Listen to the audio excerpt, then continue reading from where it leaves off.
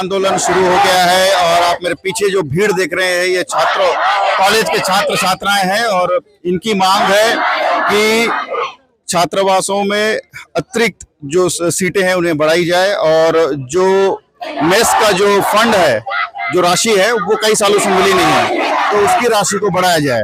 और एक बड़ी मांग है, आदिवासी छात्र हैं और लगातार इस मुद्दे को लेकर लगातार प्रदर्शन कर रहे हैं।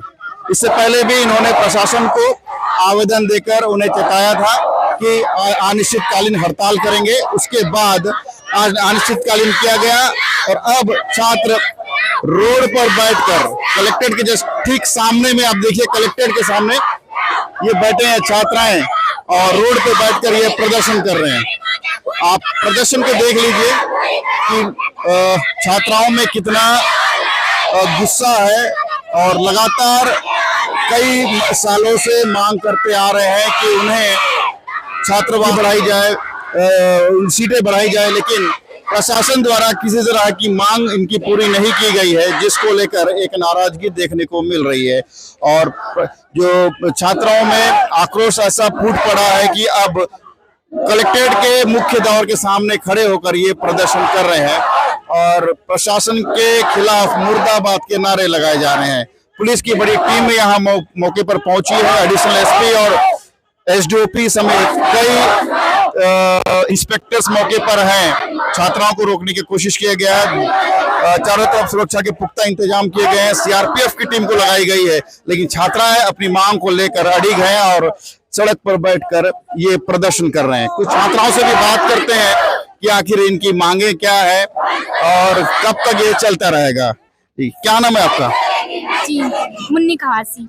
क्या है मांग, आप जो मांग कर रहे हैं, सड़क पर बैठे हैं अभी, इस बात का क्यों गुस्सा है? बंद किया गया स्कूलों को खोला जाए सर। अच्छा, जो बंद किया और सीटों की वृद्धि किया जाए सर। पोस्ट मैट्रिक छात्रावासों की वृद्धि किया जाए। तो अभी क्या क्या सीट कम है, बहुत कम है क्या सीट यहाँ पे? सर 50 तक है और छात्रों की संख्या अधिक है। अच्छा, कितने सीट और कितने छात्र पढ़ रहे हैं? सर 50 सीट है और छात्र 200 के पार। 200 से आगे हैं बच्चे? Yes sir. कैसे पढ़ते हो? वो पढ़ाई होती, रहने होता है वहाँ पे? नहीं होता है सर, फिर भी मैनेज कर लेते हैं। जी सर। तो जो बताते हैं कि मेस की राशि भी नहीं मिल रही है, जो खाना जो आप लोग बनाते हो, जो राशि में प्रशासन देती है ना, वो भी नहीं मिला है? नहीं मिल रहा है सर। आपका क्या नाम है? सावित्री मांझी। तो ये जो मांग आप लोग कर रहे हैं सड़क पर बैठ कर, क्या लगता है प्रशासन मांग पूरी कर नहीं रही है क्या? नहीं कर रही है, 6 साल से लड़ाई हो रहा है लेकिन पूरी नहीं कर रही है। क्या बोले जी? नहीं कर रही है सर जी। कैसे करेंगे अब?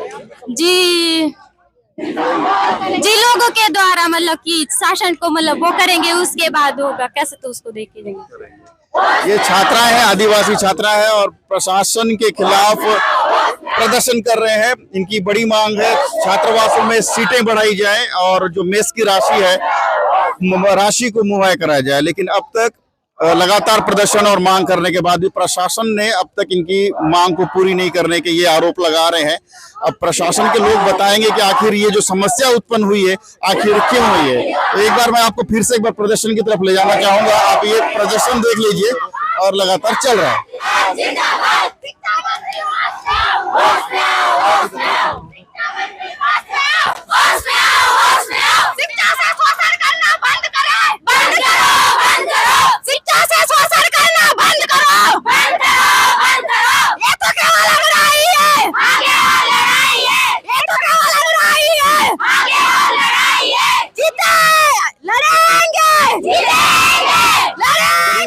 के प्रदर्शन के बाद छात्र छात्राएं वापस लौट रही हैं और प्रशासन के बीच एक बातचीत हुई है और इसमें एक आश्वासन दिया गया है कि जल्द ही इनकी जो मांगे हैं वो मांगे पूरी की जाएगी। और जिस तरह से आप भीड़ देख लीजिए, ये भीड़ अपनी मांग को लेकर आए थे। छात्रावासों में सीटों की वृद्धि की जाए, मेस की राशि दी जाए और भवन व्यवस्थित रूप से दी जाए, ये सभी मांगे हैं और इन मांगों को लेकर ये लगातार प्रदर्शन कर रहे थे। करीब 3 घंटे का ये प्रदर्शन चला और ये प्रदर्शन के बाद अब छात्र छात्राएं वापस लौट रही हैं। इन्हें समझाइश देकर इन्हें वापस कर दिया गया है।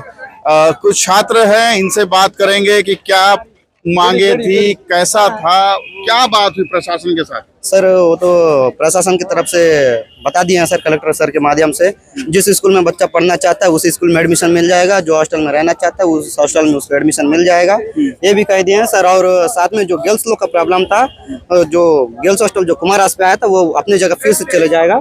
और साथ ही फिर जो प्रशासन का है सर, तो उस बात को लेकर के टाइम थोड़ा सा मांगे हैं कि सितंबर तक उसको बताएंगे, जितना आवेदन आएगा उसके हिसाब से हम लेटर आगे भेजेंगे करके। बट आज का बात है उस चीज को लेटर टाइप करके आगे भेजने का फिर बात रखे हैं सर। और जहाँ जहाँ भवन खाली है, जो गवर्नमेंट का जो भवन खाली है वहाँ व्यवस्था करने का सर बात कह दिए हैं, आश्वासन दे दिए हैं। 3 घंटे तक प्रदर्शन चला, लगातार प्रशासन के खिलाफ नारेबाजी हुई है, सीट वृद्धि को लेकर लगातार है। कितने साल से ये मांग करते आ रहे हैं? सर ये तो 2013 से ही चल रहा है सर सीट बढ़ाने का, बट अभी तक इसका कोई निराकरण ही नहीं हुआ सर। नहीं हुआ सर। और भी छात्र हैं।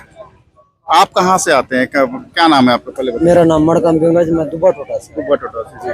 तो जिला मुख्यालय में आके पढ़ने में कितनी परेशानी होती है? चलते चलते बात करते हैं। या जिला मुख्यालय में अगर हॉस्टल ही नहीं रहेगा तो छात्र पढ़ेगा कहाँ से? तो इस वजह से तो आंदोलन किए थे हम लोग, तो कलेक्टर साहब मान भी गए हैं। और हॉस्टल सीट वृद्धि वाला सितंबर महीना तक का बोला गया। अगर सितंबर महीना तक हॉस्टल वृद्धि नहीं होता है, तो सीट वृद्धि नहीं होता है, तो फिर से ये आंदोलन जारी रहेगा। नहीं, अभी हो क्या रहा है? क्या आवेदन नहीं दे रहे हैं, भर्तियां नहीं हो रही हैं, या एडमिशन नहीं हो रही है? क्या हो क्या रहा है? मतलब ये हो रहा है भैया कि जैसे सुकमा का बंदा या फिर कोई बालक बालिका कोंटा में एडमिशन लेना चाहता है तो उसको नहीं दिया जा रहा है। तो कोंटा का जो बालक बालिका छात्र छात्रा है उसको सुकमा में नहीं दिया जा रहा है, और चिंगड़ वालों को यहाँ मुख्यालय में नहीं दिया जा रहा है। तो इस वजह से आंदोलन करना पड़ा जी।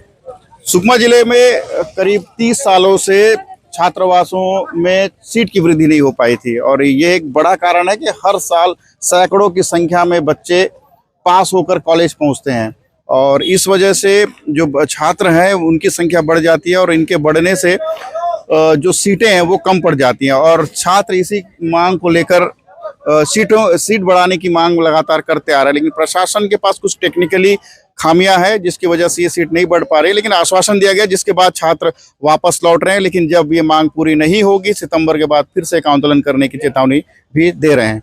जी, क्या नाम है आपका? जी सर, मेरा नाम कलमुमु का है। कहाँ से हैं? मैं ग्राम पेंटापाड़ा, पोस्ट चिंतागुप्पा। पेंटापाड़ मतलब बेहद नक्सल प्रभावित इलाका है। तो वहां से आप कहाँ कॉलेज कहाँ कर रहे हैं? सर मैं कॉलेज सुकमा पीजी कॉलेज में बापूराव में कर रहा हूँ, जो कि इस साल मेरा एमए अंतिम है इकोनॉमिक्स में। तो ये सीट की कितने परेशानी होती है? अभी यहाँ कितने छात्रावास हैं, कितने बच्चे उसमें पढ़ रहे हैं? सर यहाँ छात्रावास पीएमटी तो 2 ही है सर, एक गर्ल्स का एक बॉयज का है, और एक ओबीसी का 2 हॉस्टल है सर। तो सीटें कितनी है एसटी एससी के लिए? जी, हर हॉस्टल में 50-50 ही सीटें है सर, जो कि पिछले सत्र में जो अतिरिक्त में रखा गया था। और पीएमटी में 250 के आसपास थे सभी दोनों छात्रावासों में, जो कि अभी न्यू शिक्षा नीति के अनुसार क्या है ना सर, सेमेस्टर हो गया कि किसी बच्चे को कोई क्लास में फेल होने का संभावना है नहीं। इसके चलते क्या है, जनसंख्या में और ज्यादा वृद्धि हो गई है सर। और अभी कहा जा रहा है 85 लोग जो उससे पहले ही वहाँ हॉस्टल में रह सके हैं, उन्हीं लोगों को हॉस्टल से वंचित करा जा रहा है। तो इस साल जो 12वीं पास आउट हो रहे हैं उन व्यक्ति कहाँ जाएंगे? जो बच्चे आ रहे हैं वो कहाँ पढ़ रहे हैं? जी, अब इसमें क्या होता है सर, जैसे हम लोग लोकल गांव वाले लोग छात्र छात्राएं ये वो होते हैं कि जैसे एक बार कहीं एडमिशन या किसी प्रकार के काम के लिए जाके देखते हैं, अगर नहीं होता है अपने आप को हार मान के माँ बाप के साथ ही घोषणा करते हैं कि मैं अभी स्कूल कॉलेज नहीं मिल रहा, मैं अभी घर में रहूंगा, और अंत में आप पढ़े से वंचित हो जाते हैं। ये परेशानियां आ रही हैं जी। दूर दराज के छात्र छात्राएं हैं, नक्सल प्रभावित इलाका है, यहाँ छात्र खास करके शिक्षा का स्तर जो है बेहद निम्न है। तो एक बड़ा कारण था नक्सल प्रभावित इलाका होने की वजह से बच्चे पढ़ नहीं पाते थे, लेकिन अब ही इलाका खुलने लगा है।